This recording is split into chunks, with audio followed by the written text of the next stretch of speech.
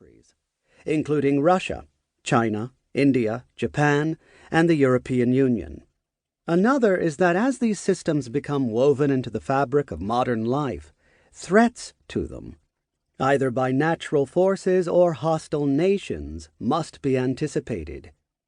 Finally, we shall examine the tension between balancing military needs with the social use of these systems as they become embedded into potentially driverless automobiles, recreational drones, smartphones, watches, and other personal devices.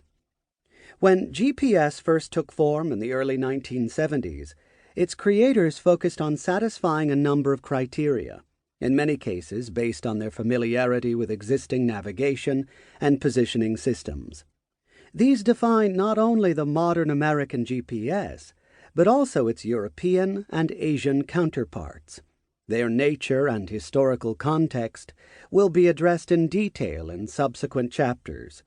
They are, briefly, availability. Positioning information must be available all the time, regardless of time of day, weather conditions, or other factors. Coverage. Services must be accessible anywhere in the world, so satellites need to be visible anywhere on the Earth. Accuracy. Positions need to be determined to within a small radius in order to pinpoint targets, identify small land features, locate individual structures, and allow vehicles, ships, and aircraft to avoid hazards. User equipment. User equipment must be small and portable, with minimal power requirements and no need to transmit signals that would reveal one's position. Usability.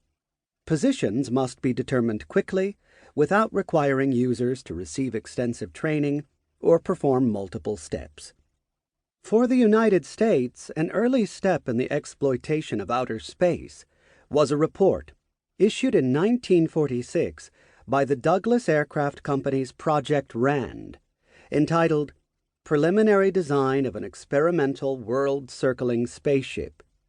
Published shortly after the United States learned details of the German V-2 ballistic missile, the report was prescient in foreseeing many of the ways that scientists and the military would use such satellites once they became practical: weather forecasting, over-the-horizon communications, targeting, and the scientific study of the solar system.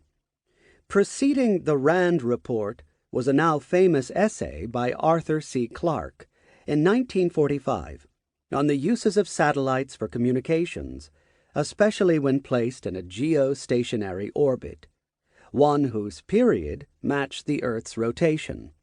Navigation was not among the primary uses listed in these papers, nor was navigation prominent among the suggested uses of outer space by other popular science writers or science fiction authors, who otherwise created a golden age of space science fiction and factual speculation in the decade and a half following the end of World War II.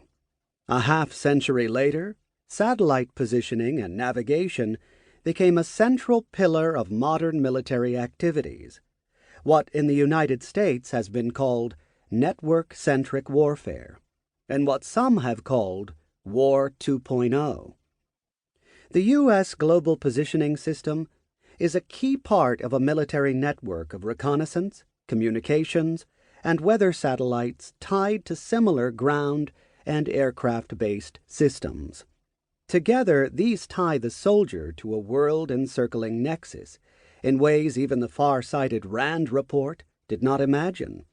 The commercial and social uses of GPS, which enables applications found in tablets, smartphones, automobiles, and hobbyist drones, is just as remarkable, although most consumers are unaware of the underlying technology that enables these apps. Even some military users are unfamiliar with the complex of satellite, inertial, and other positioning technologies that make sophisticated weapons practical. GPS has become an invisible piece of infrastructure, like clean water or electric power, taken for granted unless something disrupts it. Historians of technology have long known that developers of new technologies seldom foresee